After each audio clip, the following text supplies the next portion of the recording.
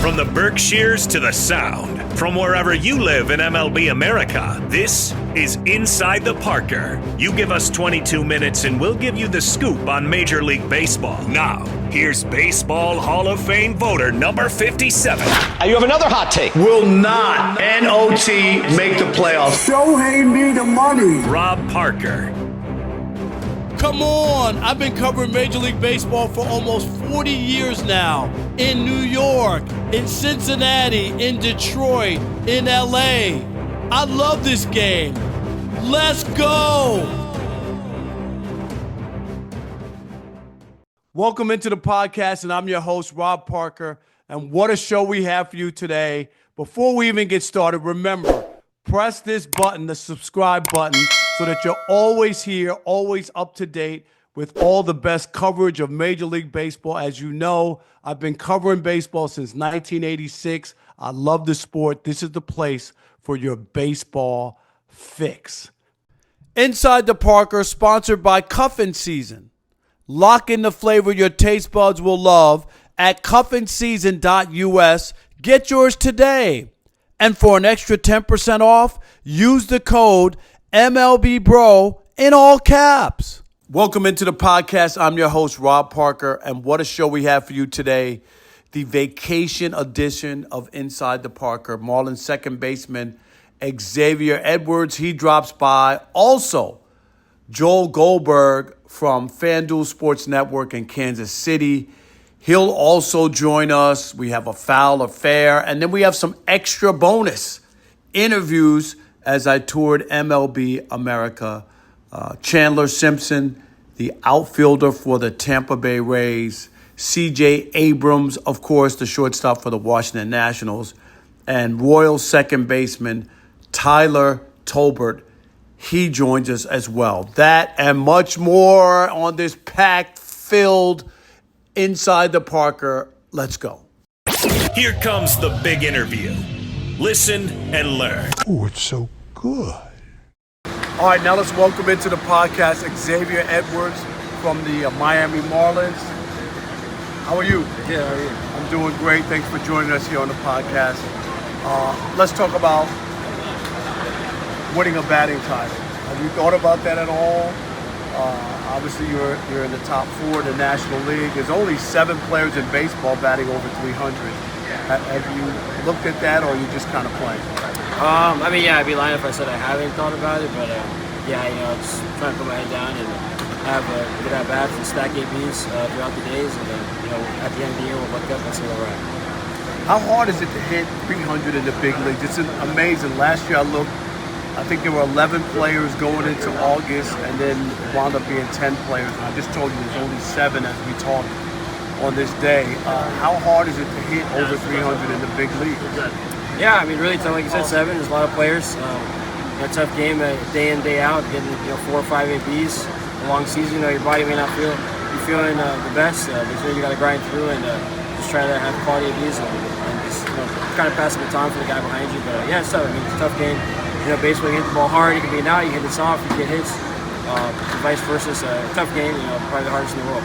Can you teach hitting, or is it just something that you have good eye-hand coordination, and then you can improve your at-bats and not give up at-bats? But can you actually teach hitting, or have you always been a good hitter?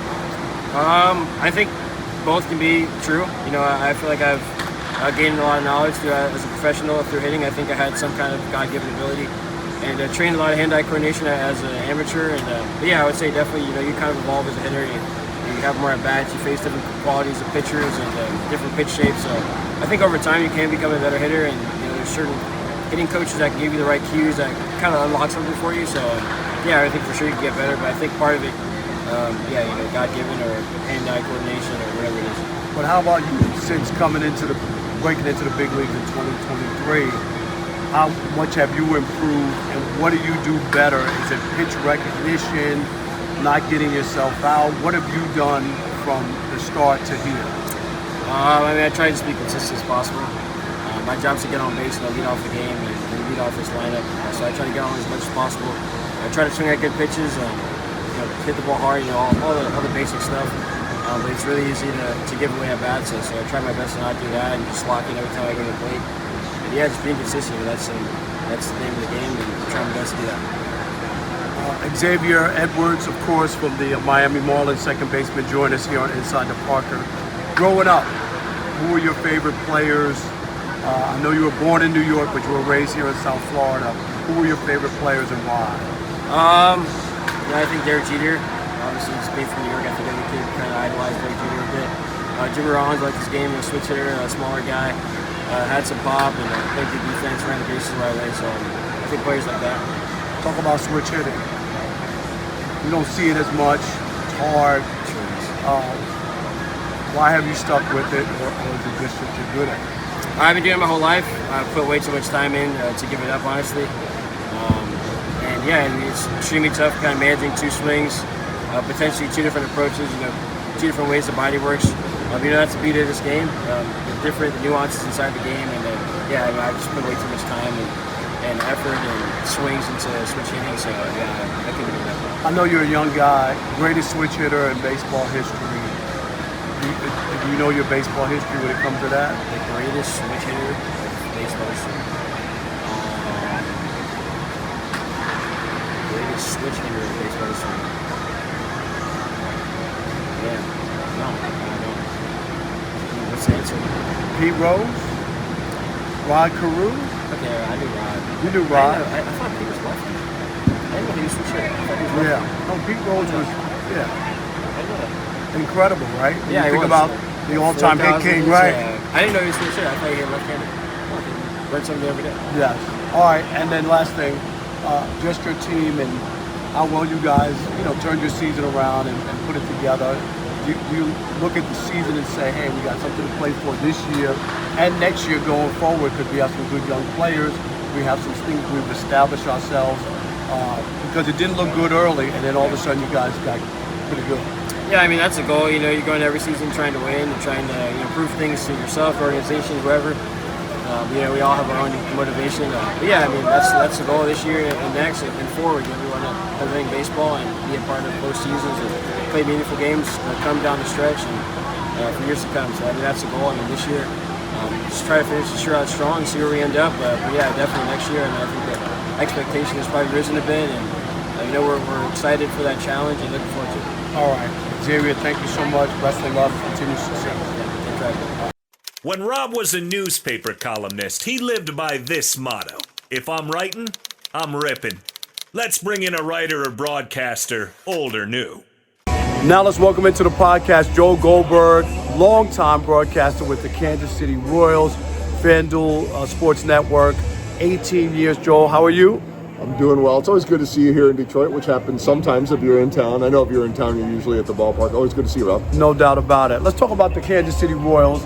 And got off to a janky start of, uneven, not playing that well, but have turned it around. And now as you look, a shot at the postseason. What's happened? They put themselves in the spot. You know what happened, and this isn't going to get talked about a whole lot nationally because they didn't make a blockbuster move. But what they did was that they went out there and they traded some minor leaguers without trading their top prospects and got just good everyday players that have done this for a long time. Guys like Mike Yastrzemski, guys like Adam Frazier, guys like Randall Grichuk. And so they sort of brought them in. About all the players on this team, the superstars, the Bobby Witt Jr.'s, the Vinny Pasquantinos, Maikel Garcia was an all-star this year, Salvador Perez is Salvador Perez.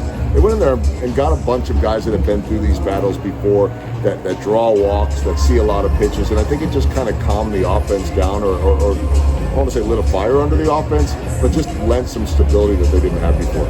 No doubt about it. And obviously, you mentioned Salvador, 35 years old, still doing it. It's incredible, isn't it? It really is to be a catcher and to be able to do that grind. Yeah, and I think to do it every day.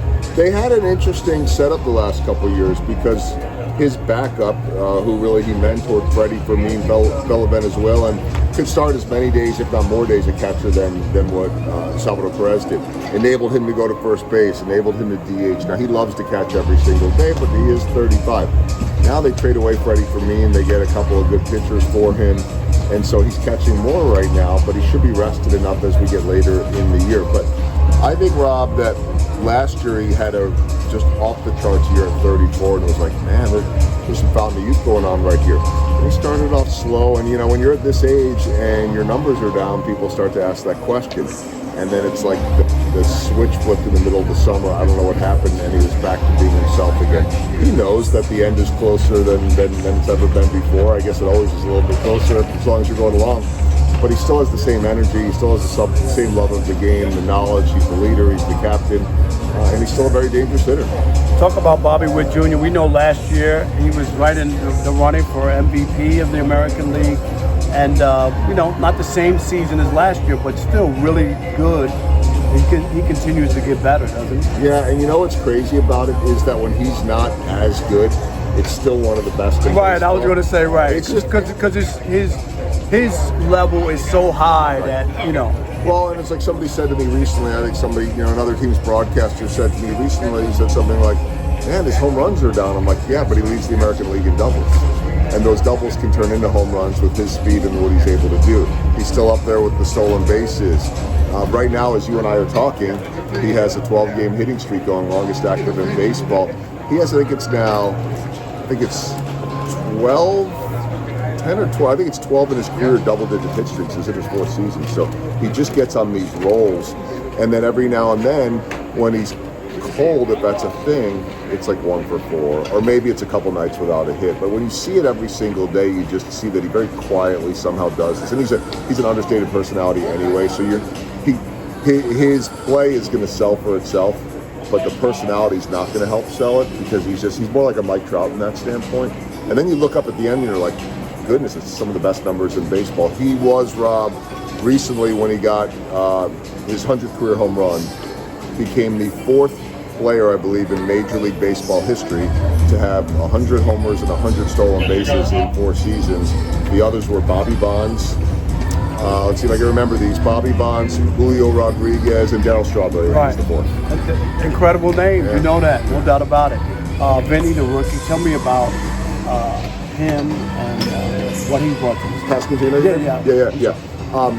Vinny Pasquantino is just, he's another one. Like you look up and he started a little slow and the numbers look down, and then suddenly you look and it's like, wait a minute, he's among the RBI leaders, even with a slow start.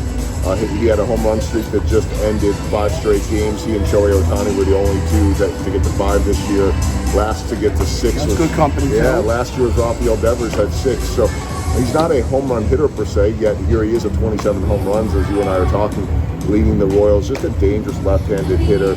We love the Dukes. He's a huge personality, so you need a good soundbite. He's your guy. He's always going to be your guy. And he's very much entrenched in the middle of their lineup and a great left-handed bat. All right, here's the other thing. The AL Central. The Tigers ran away early. Then they had a terrible, they looked terrible for about 2 weeks. And they got it back and everything. This division with obviously the Guardians, the Royals, the Twins were in there for a minute. It's kind of a funky division, but there's another spot other than the Tigers, and this is what the Royals are trying to do. Yeah, and I think right now the Tigers are the team that everyone should be looking at that is trying to take that next step. And you could say the Royals did take that next step last year. But if you look at teams that struggle in the first half, look back to what the Tigers did last year. I even was talking to someone within the Royals and said, around the deadline time, I said, Tigers sold last year and look at what happened. I mean, I think that's probably a little bit of an outlier to sell and then suddenly get that much better and become one of the hottest, if not the hottest team in baseball. So I don't know, maybe there's something to that. I don't think the new blueprint is going to be, let's just have a fire sale. But there's something that lit a fire or opened up other spots. I mean, you could dissect the Tigers, and I know that you have. But I think it's a reminder, too, that with the right moves and the right kind of group of players, chemistry, whatever you want to call it, that when you catch the right group, you can do a lot of things. And so I think that can give teams hope. I mean, look, if you're in last place, you're where the White Sox are at, they're improved in a different way. If you're where the Rockies are at, you're not going to be inspired, I don't think, not at least this season by the Tigers. Not the Rockies, right. No, but the Royals can be. And it's a reminder to both sides of that you can have a terrible stretch like the Tigers did for 2 weeks. Fortunately for them, they've built so much equity that I was reading that A.J. Hinch talked about lessons learned during that. That's a good stretch to have because if they go through that again in September, you can hopefully, whatever team you are, in this case the Tigers, you can process that and understand that it's not the end of the world. Royals went through one of those in the last couple weeks of the season last year and had some veterans like Tommy Pham that said, we're still fine, we can do this. The Royals have very much been like that this year too. A lot of up, a lot of down, a lot of up, a lot of down. They've been up more lately, although they don't seem to be up too much when they come to Detroit. No, that's a tough spot for a lot of teams. Joel Goldberg, longtime Kansas City Royals announcer, FanDuel Sports Network, of course. Always a pleasure, my man. Great to always see you at the ballpark. For years and years, I've been seeing you here, and we both got the gray hair to show for it. I know, it's kind of crazy it's okay. now. It just means we're getting wiser. That's all it means. That's all it is. All right, my Good seeing you up. Now let's welcome into the podcast Chandler Simpson, center fielder for the Tampa Bay Rays. How you doing, Chandler? Good. How you doing? Doing great. Thank you. Does it feel different, or I looked at your stats. Almost 300 at bats, big leagues. Not too many people. The average batting average in the major leagues is 242. Not too many have a 300 batting average. How does that feel? Yeah, it feels good. Just a testament to all the hard work and all the work that goes in behind the scenes. And just continue to know who I am, continue to know my game, know my approach, and sticking to that every single day and trying to execute that as much as I can. Speaking of your game, stealing bases. Last year in the minor leagues, 104 stolen bases in 110 games. This year, 34 stolen bases. Coming into Wednesday, does it feel the same? I know you've been caught 10 times this year, but what's the difference in stealing bases in the minors and the majors? Yeah, catchers are better. They got better arms, better pop times. Pitchers, they're paying attention to you more. So I know that every team has a game plan for me coming into a series. So that's a big difference. Just a lot of teams just paying attention more, and I'm having to really pick my spots more often now. How about as a right-handed thrower, left-handed hitter? That's unusual. A lot of people don't do that. Where'd that come from? Was it the way you grabbed the bat early on, or did one side feel better? And how come you're not a switch hitter if you're a right-handed thrower?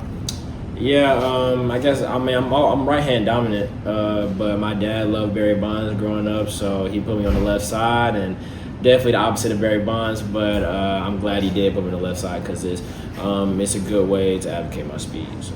How about your favorite player? Okay, your dad's Barry Bonds. Did you wind up being Barry Bonds too, or is there somebody else you patterned your game after? I love Barry, but I love the Billy Hamiltons, the Tony Gwynns, the Rod Carews, people that just play my game. What do you know about Rod Carew? You don't know nothing about Rod Carew. Yeah, I'm a student of the game. I love the history of baseball, so I know about all those guys. Chandler Simpson joining us here on Inside the Parker, of course, center fielder for the Tampa Bay Rays.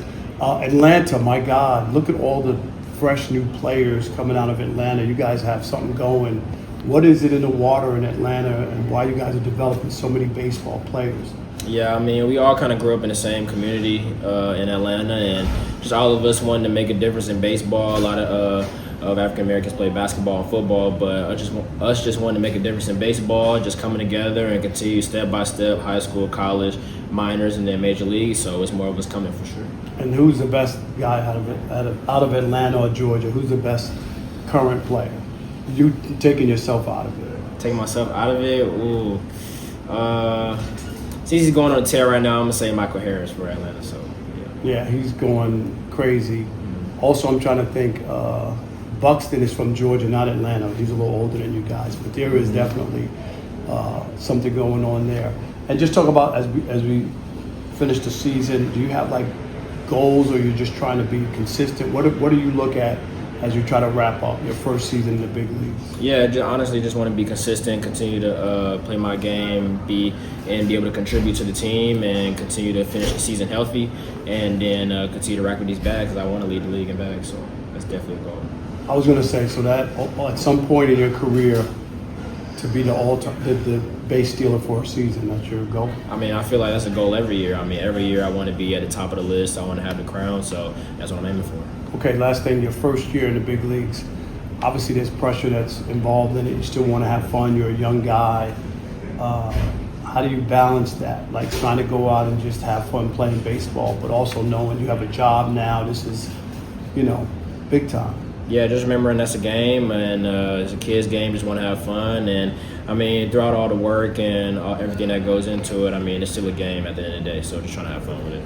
All right, continued success, and we appreciate you joining us here on Inside the Parker. All right, now let's welcome into the podcast CJ Abrams, shortstop for the Washington Nationals. CJ, thanks for joining us. Of course, thank you. Appreciate you. I got to control what I can, and continue to get better. And I think I did that. So this year's gonna be cool. How about this team? Got a lot of young guys. James Wood, new teammate, is having a really good year. You're having a good year. How much fun is the group guys you're playing with? I know the record isn't where you guys wanted. You had that bad losing streak, but do you enjoy this team? Yeah, definitely. It's a tight group, and like you said, we're young, so I think we're gonna have a bright future and just continue to get better as a group. Talk about James Wood and just his impact. You guys all came over in a big trade, and boy, has that paid off. Yeah, definitely. It's fun to watch. James, 6'7", he's moving and hit balls a long way, so it's just an exciting player to watch and have on our team. It looks like he could have played basketball. Were you a basketball player too? I mean, up until junior in high school, and then it was just baseball. Did you realize you weren't that good, or just baseball was better? How'd you get to that point? Definitely baseball was better. I always knew it was going to be baseball. Just basketball was fun to play, so I played. I guess CJ Abrams from the Washington Nationals joined us here inside the Parker. I talked about the losing streak you guys had. You guys were about 500, then things just kind of came undone. How do you weather something like that, a losing streak where nothing seems to go right? You guys had leads in some games, you know what I mean, gave them up. It wasn't like you couldn't compete, but you just didn't win. How do you weather the storm? What was the clubhouse or the mood like? How do you deal with that? Yeah, we just had to keep our head up. Like you said, we weren't playing bad baseball. Just things weren't going our way, and that's baseball sometimes. You just got to keep pushing and stay positive. It's easy to get down on yourself, but you can't let that happen. So, we just came in, take it day by day, and try to get wins every single day. How about playing in D.C.? And there's a fan base down there. I mean, I go a lot of times and check out D.C. How are the fans when you guys are playing well? It seems like they're into it, a younger crowd too. Yeah, I mean, D.C. is a great place. Fans are electric. They come to the games. Try to get some wins from them so they can come out. And last thing, just in general, you like where you see this organization going with the type of players that they have or bringing along these young players. The future to me looks bright. You don't even have Josiah Gray, he's been hurt. You're going to re-add him to the mix at some point. Are you happy where this franchise is going and what you see? Yeah, like we said earlier, it's a young group and a tight group, so we're going to continue to get better, and I think the future's bright for us. All right. CJ, thank you so much for joining us. Appreciate it. Rob Parker from MLBBro.com with Tyler Tolbert, of course, second baseman with the Kansas City Royals. Tyler, thank you for joining us. Thank you for having me. I want to first start about your journey to the major leagues. You make it the opening day roster this year, part of that graduating class, draft class, with Bobby Witt Jr. and all those guys, and then you finally get your chance at the big leagues. What was that like? It's a blessing. It's been amazing. Just a lot of years of grinding and hard work and everything. And like you said, we just came up with Bobby, Messi, and Vinny, and the rest of my draft class. So it's been pretty special, pretty cool. And talk about this team, some bumps, and now you got it straightened out, got a chance for the postseason. What has this been like, just as this team tries to get a spot in the postseason? Just competing every day, one day at a time. We know the end goal is to get to the postseason, but all we can do is just kind of focus on today, and just one game at a time, and that's the main point right now. All right, as far as you, you're versatile, you can do a lot of things. Infield, outfield, got speed. What do you work on? What do you want to get known as a player? I'm sure not just a speed guy. Yeah, just a dynamic player. Just whatever I can bring to the table each stage. Just versatility, like you said. Just whatever Q needs, whatever the team needs, and just fill in whatever this team is. I'm just trying to get a baseball game, at the end of the day. And where'd your love for baseball come from? Growing up in Birmingham, Alabama, Yeah. Who was your favorite player?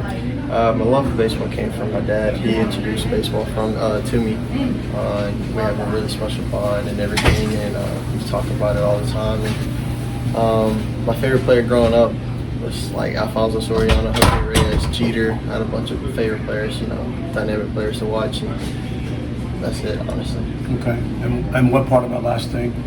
Baseball, fielding, hitting, running. What like get you going? Like making a great play defensively, getting a clutch hit, a big hit, or what? Just anything that can impact the game, honestly. Like you said, you touched on everything. You just want to kind of be impactful and just do things that win in baseball and just play winning baseball, honestly, because anything can happen. And any of those plays can be a key moment, and that will get you going, honestly. All right. Appreciate it, and continued success. Thank you. Thank you.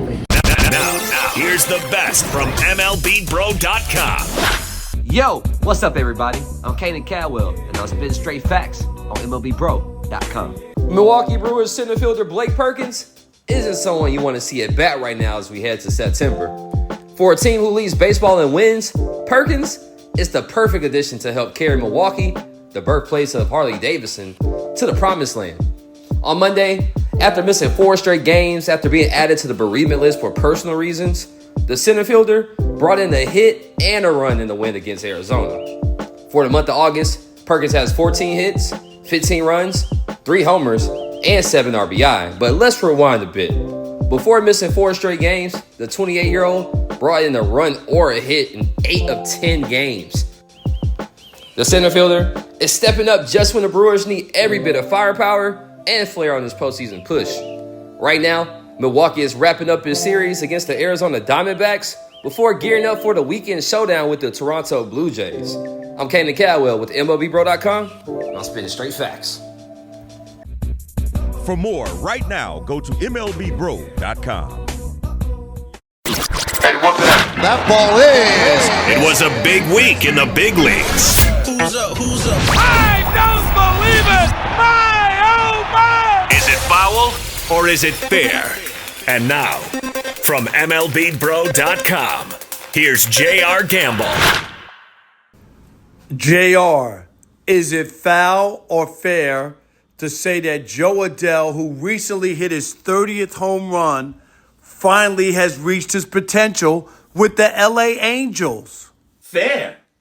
When Joe Adell was taken with the 10th overall pick of the 2017 MLB draft, he had all of the measurables.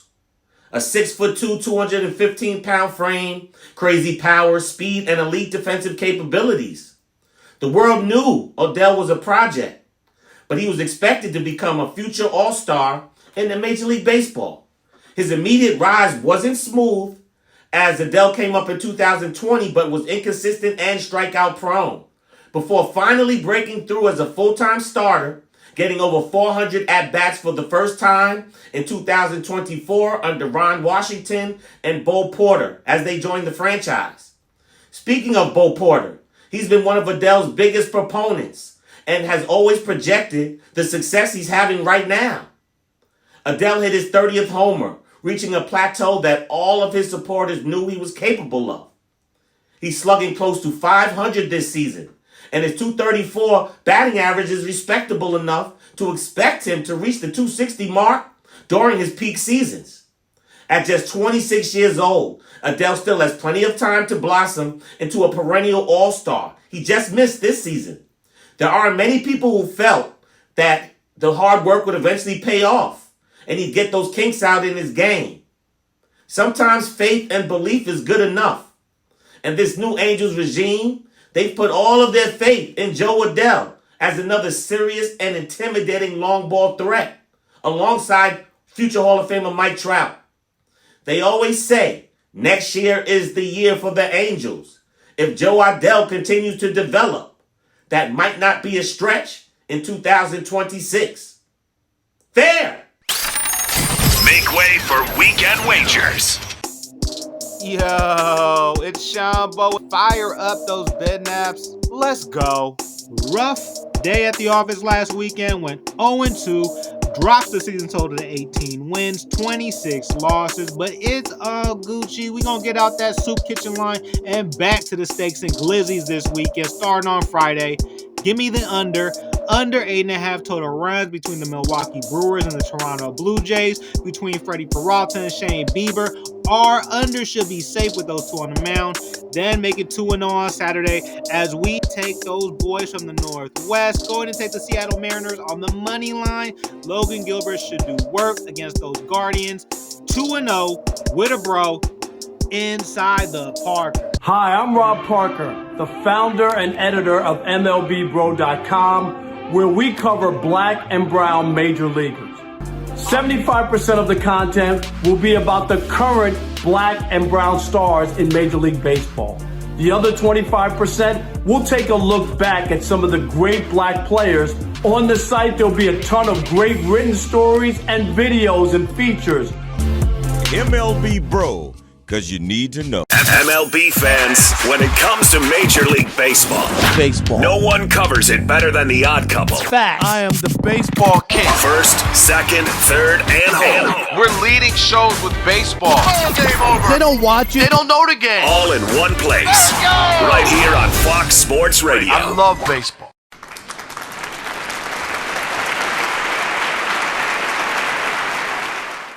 In the words of New York TV legend, the late Bill Jorgensen, thanking you for your time this time until next time. Rob Parker, out. He can't get it. This could be an inside to Parker. See you next week. Same bat time, same bat station.